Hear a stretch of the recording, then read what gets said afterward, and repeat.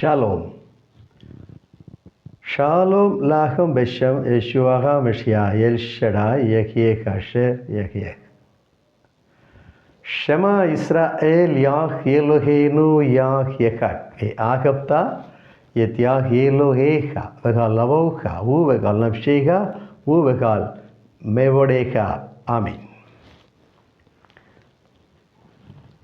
அருமையானவர்களே, இங்கே நான் முன்மொழிகிறதான இந்த எபிரிய வார்த்தைகளை குறித்த பொருள் ஏற்கனவே நான் அறிவிச்சிருக்கிறேன்.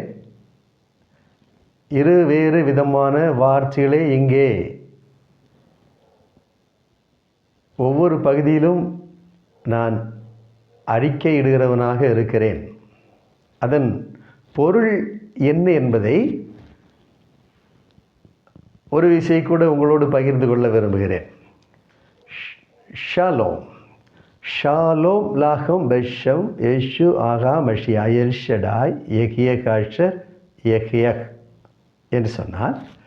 இருக்கிறவராகவே இருக்கிறவராகிய சர்வ வல்லமுள்ள தேவனாகிய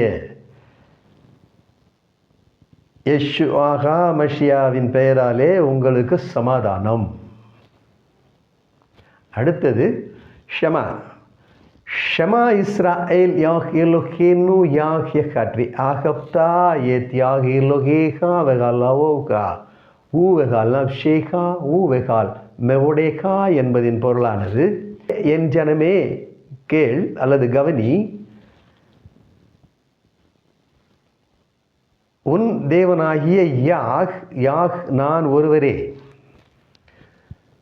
ஒருவராகிய யாஹ் என்னிடத்தில் உன் முழு இருதயத்தோடும் முழு ஆத்மாவோடும் முழு பலத்தோடும் அன்பு கூறுவாயாக.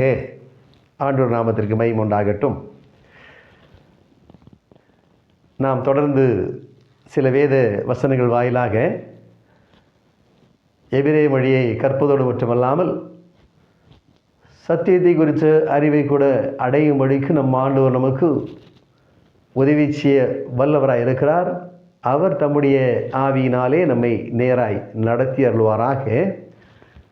அவருடைய பரிசுத்தமுள்ள நாமத்துக்கு இப்பொழுதும் எப்பொழுதும் சதா காலங்களிலும் துதியும் கனமும் மகிமையும் ஸ்தோத்திரமும் உண்டாவதாக.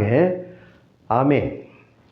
நாம் இங்கே காண்கிறதான எபிரேய மொழியிலான இந்த வேத வாக்கியத்தோடு கூட முன் செல்வோம். எனக்கு அருமையானவர்களே, வாசிக்க கூடுமானால் நீங்கள் என்னோடு கூட வாசிக்கலாம். இது மிகவும் எளிது. இந்த எழுத்துக்கள் மற்றும் உயிரெழுத்துக்களை குறித்த அறிவு இருந்தால் போதும், இதை நாம் வாசித்து விடலாம். அதன் பொருளை நாம் புரிந்து கொள்ளும்படிக்கு ஆண்டவர் உதவி செய்வார். வேத வசனங்களோடு ஒப்பிடும் பொழுது இதில் மறைந்திருக்கிறதான உண்மையான பொருள் என்ன என்பதை நாம் புரிந்து கொள்ள முடியும். வாசிக்கலாம்.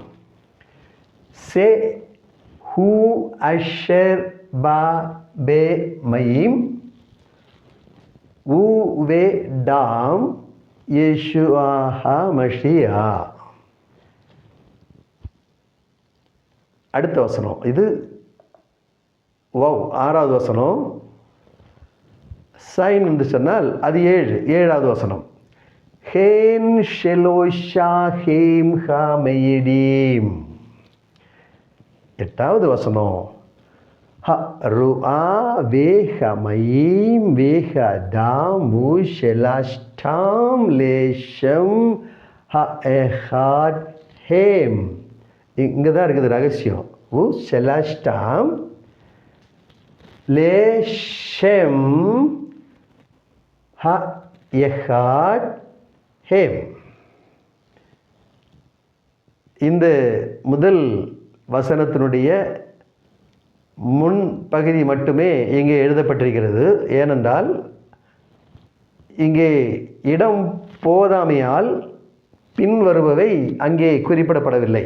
ஆயினும் நாம் அதனையும் வாசிப்பது நன்று. எனக்கு அருமையானவில்லை. இங்கே பரிசுத்த வேதாகமம் இருக்கிறது. இது எபிரேய மொழியிலான பரிசுத்த வேதாகமம், மிக அழகான சிறிய வேதாகமம்.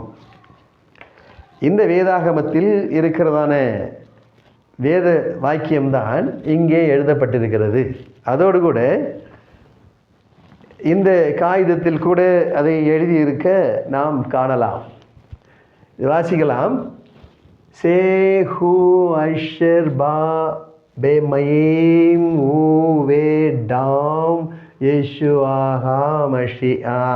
அதன் தொடர்ச்சியானது லோ பாமயீம் பில்வட் கீயும் பாமயீம் ஊவாடாம் வே ஹ ரு ஆ ஹி ஹ மெயிடா ஷகரே ஹ ரு ஆ ஹி ஹ யமட். இந்த வசனம் எல்லாருக்கும் அறிமுகமான ஒரு வசனம் தான். நான் இதை மொழிபெயர்த்து சொல்லுகிறேன், நீங்களே புரிந்து கொள்வீர்கள்.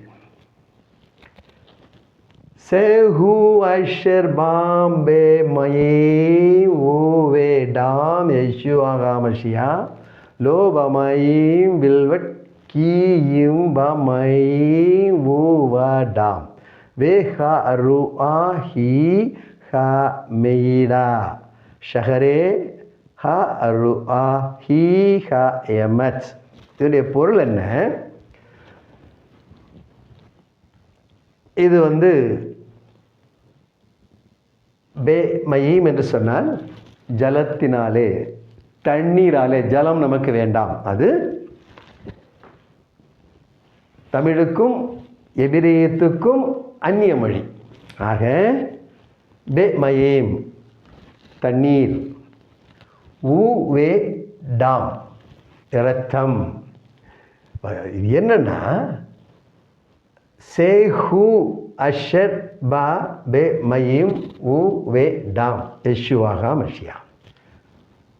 யெஷுவா மஷியாவே தண்ணீராலும் இரத்தத்தினாலும் வந்தவர் அல்லது வந்தார் என்று சத்திய ஆவியாகிய பரிசுத்த ஆவி சாட்சி கொடுக்கிறார்.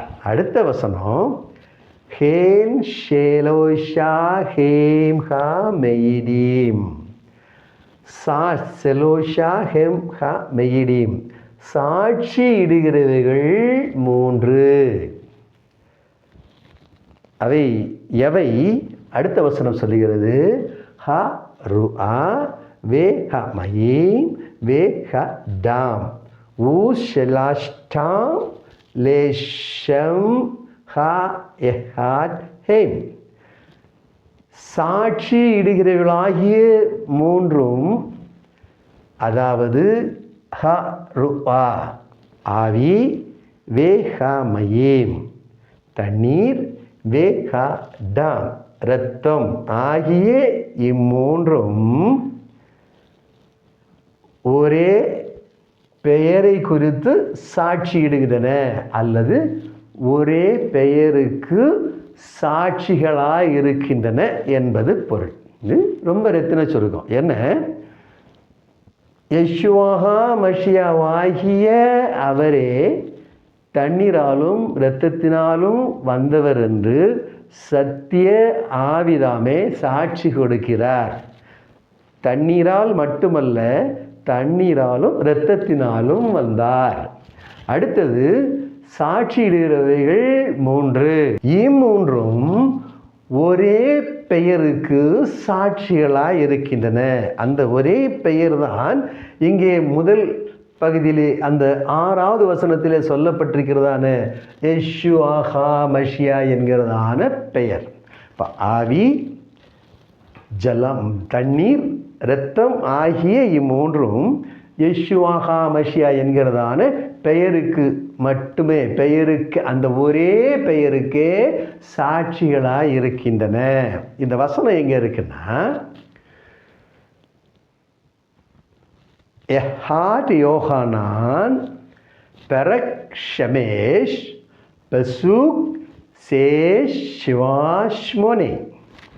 1 யோவான் 5ஆம் அதிகாரம் 6, 7 மற்றும் 8வது வசனங்கள். அது நாம் தமிழ் வேதாகமத்திலே வாசிக்கும் பொழுது இவ்வாறாக எழுதப்பட்டிருக்கிறது. யெஷுவா ஆகிய இவரே ஜலத்தினாலும் இரத்தத்தினாலும் வந்தவர். ஜலத்தினாலே மாத்திரமல்ல, ஜலத்தினாலும் இரத்தத்தினாலும் வந்தவர் என்று சத்திய ஆவி சாட்சி கொடுக்கிறார். அது கொஞ்சம் மாற்றி எழுதியிருக்குது. சரி, அது போகட்டும். அடுத்து 7வது வசனம் பாருங்க. இவ்வளவுதான் 7வது வசனம். 1, 2, 3, 4 எபிரேய வார்த்தைகளுக்குள்ளாக முடிந்து விடுகிறது. ஹேன் ஷெலோஷா ஹேம் ஹா மெயிடீம். இந்த 4 வார்த்தைகளுக்குள்ளாக 7வது வசனம் அடங்கி விடுகிறது. ஆனால் தமிழ் வேதாகமத்திலே நாம் பார்க்கும் பொழுது பரலோகத்திலே சாட்சியிடுகிறவர்கள் மூவர், பிதா, வார்த்தை, பரிசுத்த ஆவி என்பவர்களே. இம்மூவரும் ஒன்றாயிருக்கிறார்கள் பூலோகத்திலே என்று 7ஆம் வசனத்தை அடைப்புக்குறிக்குள் உட்படுத்தி, அதாவது அடைத்து, அது வெளியே வரக்கூடாதபடிக்கு அதை அடைப்புக்குறிக்குள் அடைத்து தொடர்ந்து 8வது வசனமாக இங்கே எழுதப்பட்டிருக்கிறதான 7வது வசனத்தை எழுதியிருக்கிறார்கள். சரி, அது போகட்டும். ஏனென்றால் எபிரேய மொழி வசனங்கள் மற்ற பிற மொழிகளோடு ஒப்பிடும் பொழுது அந்த எண்கள், வசனத்தின் எண்கள் முன்பின் 1, 2 பகுதிகள் வித்தியாசப்படலாம். அதாவது தமிழிலே 6வது வசனம் என்று சொல்லப்படுகிறது, எபிரேய மொழியிலே 7வதாக இருக்கலாம், அல்லது எபிரேய மொழியிலே 7வதாக இருக்கிறது, தமிழ் மொழியிலே 8வதோ அல்லது 6வதாக இருக்கலாம், ஒருவேளை 7வதாகவே கூட இருக்கலாம். ஆனால் இங்கே அது தனிப்படுத்தப்பட்டிருக்கிறது. சரி, அடுத்து பாருங்க. அந்த பூலோகத்திலே என்று அடைத்து சாட்சியிடுகிறவர்கள் 3, ஆவி, ஜலம், இரத்தம் என்பவைகளே. இம்மூன்றும் ஒருமைப்பட்டிருக்கிறது என்று பொய்யான ஒரு செய்தியை அங்கே கொடுக்கப்பட்டிருக்கிறது. அது ஒருமைப்பட்டிருக்கிறது அல்ல, ஒரே பெயருக்கு சாட்சிகளாக இருக்கின்றன. ஷெலாஸ்டாம். இது இந்த பார்த்தீங்கன்னா சாட்சி இடுகிறவைகள் செலோஷா 3. சாட்சி இடுகிறவைகளாகிய அந்த 3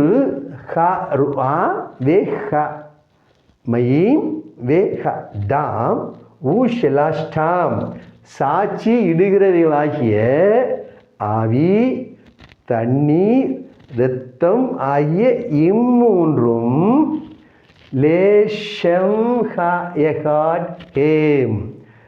இந்த ஒரே பெயருக்கு சாட்சிகளாய் இருக்கின்றன. அதுதான் ரகசியம். ஆனால் தமிழ் மற்றும் பிற மொழி வேதாகமங்களிலே நாம் பார்க்கும் பொழுது இந்த வசனமானது, அதாவது 7வது வசனம் தனிமைப்படுத்தப்பட்டிருக்கிறது.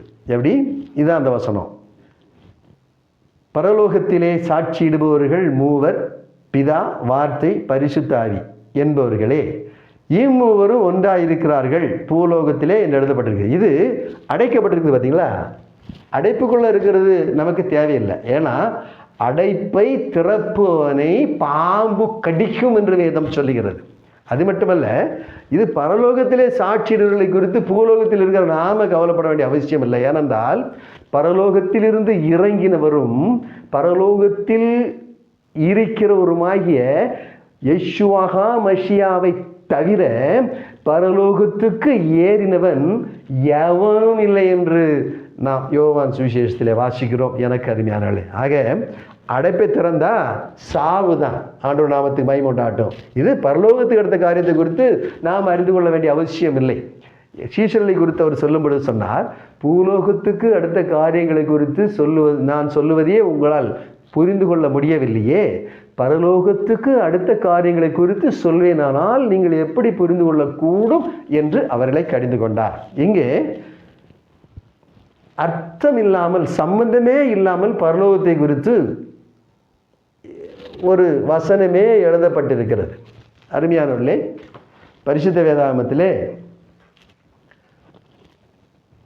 சோரேர்ஹாமஷிஆ என்ற ஒரு வார்த்தை பல இடங்களிலே எழுதப்பட்டிருக்கிறது.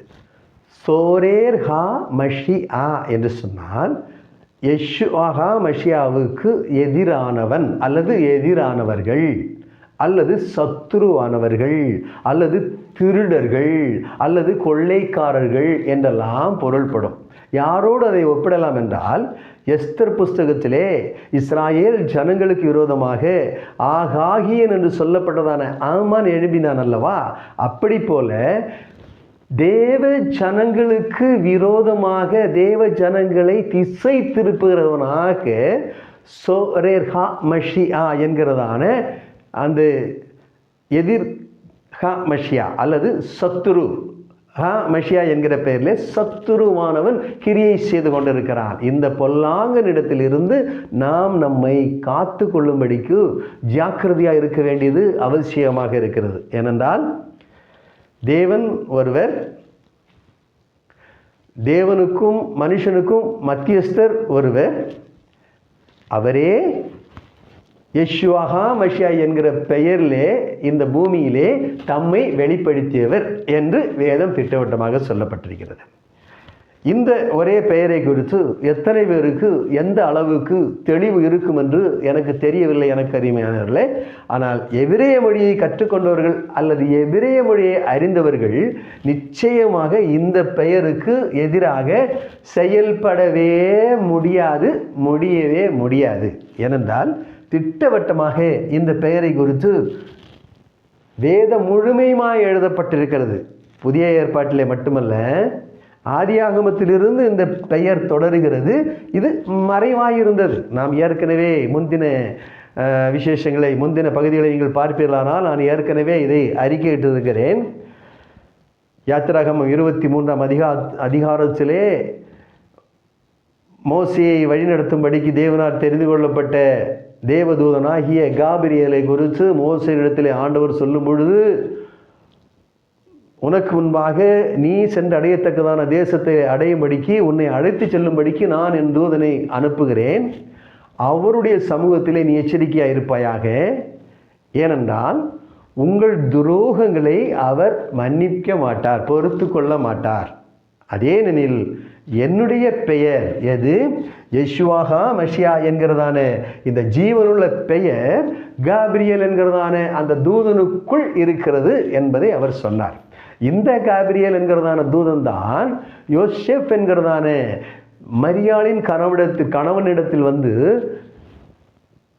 மரியாள் ஒரு குமாரனை பெறுவாள், அந்த பிள்ளைக்கு யெஷுவா என்று பெயரிடுவாயாக, ஏனென்றால் அவர் தமது ஜனங்களின் பாவங்களை நீக்கி அவர்களை ரட்சிப்பார் என்று சொல்லுகிறார். எனக்கு அருமையானவர்களே, யெஷுவா என்று சொன்னால் ரட்சிக்கிறவர் அல்லது ரட்சகர் என்பது பொருளாகிறது. ரட்சகர் யாரு?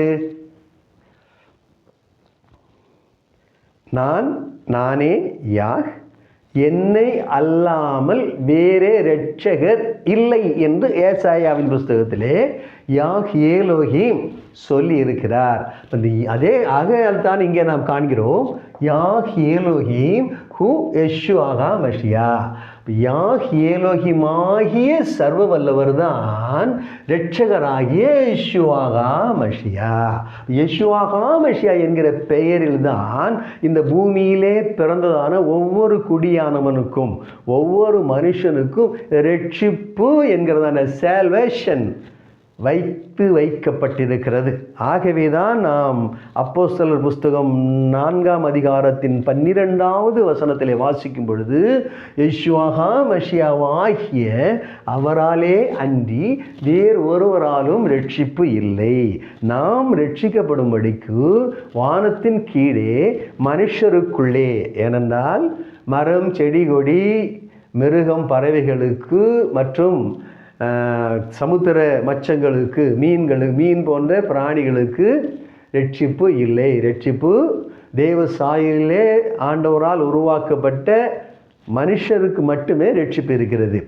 இந்த ரட்சிப்பு யெஷுவா மஷியாவாகிய அவராலே அன்றி வேறொருவரால் ரட்சிப்பு இல்லை. நாம் ரட்சிக்கப்படும்படிக்கு வானத்தின் கீழே பரலோகத்தில் நீ போய் ரட்சிக்கப்பட முடியாது, நாமும் ரட்சிக்கப்பட முடியாது. எங்கேயுமே இந்த பூமியை தவிர வேறு எங்கும் ரட்சிப்பில்லை. ஆக இந்த பூமியிலே ஒருவன் ரட்சிக்கப்பட வேண்டுமானால் யெஷுவா மஷியா என்கிற இந்த பெயராலே தான் ரட்சிக்கப்பட முடியும். ஆக இல்லாததை இருக்கிறது என்று போதிக்கிறது ஆகாகியனுக்கு ஒப்பான சோரேர் ஹா மஷியாவின் உபதேசம். இது நமக்கு இது அடைக்கப்பட்டாச்சு. அடைப்பை திறக்க வேண்டாம். நம்ம இந்த அடைப்பை ஒன்று நாசமாக்கணும், அடித்து கிழித்து தூர போடணும், கொளுத்தணும். இல்லைன்னு சொன்னால் இதை அப்படியே விட்டுறணும். அப்படி இல்லைன்னா கடிக்கும். அப்போ கடிக்கிறது யார்?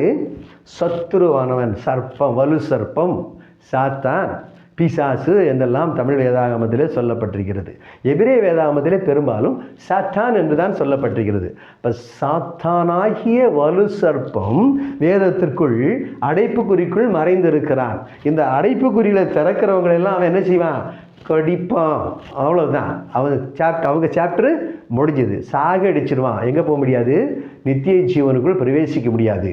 ஆக வேதவசனம் சொல்லுகிறபடியே யெஷுவா மஷியா என்கிற ஒரே பெயருக்கு சாட்சிகளாயிருக்கிற பரிசுத்த ஆவி, தண்ணீர், இரத்தம், இது மூணுமே என்னது தான்? அவருடையது தான். தண்ணீர் அவருடைய விழாவிலிருந்து புறப்பட்டது, இரத்தம் அவருடைய விழாவிலிருந்து புறப்பட்டது, ஆவி அவரிலிருந்து புறப்பட்டது. இம்மூன்றும் யாருக்கும் சாட்சியாக இருக்காது, அவருக்கு தான் சாட்சியாக இருக்க. ஒரே பெயராகிய யெஷுவா மஷியாவுக்கு சாட்சிகளாயிருக்கின்றன. இதுதான் சத்தியம் என கருமையானவர்களே. தொடர்ந்து இந்த வேத ரகசியங்களை குறித்து நாம் அதிகமாய் தியானிக்கும்படிக்கு நம் ஆண்டவர் கிருபை செய்வாராக. எபிரேய மொழியை குறித்து உங்களுக்கு மிகுந்த ஆர்வம் இருக்குமானால் கொஞ்சம் பேரை நீங்கள் தமிழ்நாட்டில் எங்கே இருந்தாலும் சரி ஒரு 5 அல்லது 10 பேரை, அப்படியல்ல ஒருவருக்கு தான் தாகம் என்று சொன்னால் அந்த ஒருவருக்காக கூட நான் கற்பிக்கும்படிக்கு தாகம் ஆர்வம் உள்ளவனாக இருக்கிறேன். எனவே உங்களில் யாருக்காவது நான் வந்து நேரடியாக எபிரேய மொழியை கற்றுக் கொடுக்க வேண்டும் என்று எண்ணுவீர்களானால் நீங்கள் என்னோடு கூட தொடர்பு கொள்ளலாம். நிச்சயமாக அதன் பலன் நமக்கு உண்டு. கண்டிப்பாக நாம் நேராய் வழி நடத்தப்படுவோம். ஆண்டோட நாமத்திற்கு மகிமை உண்டாகட்டும். பாருங்க, என்னுடைய அலைபேசி எண்ணை இங்கே குறிப்பிடுகிறேன். இது எபிரேயம் சார்ந்த, சத்தியம் சார்ந்த காரியங்களுக்காக மட்டும் உபயோகப்படுத்தும் பொருட்டு இங்கே குறிப்பிடப்படுகிறது. என்னுடைய அலைபேசி எண் 90 25 85 19 99 90 25 85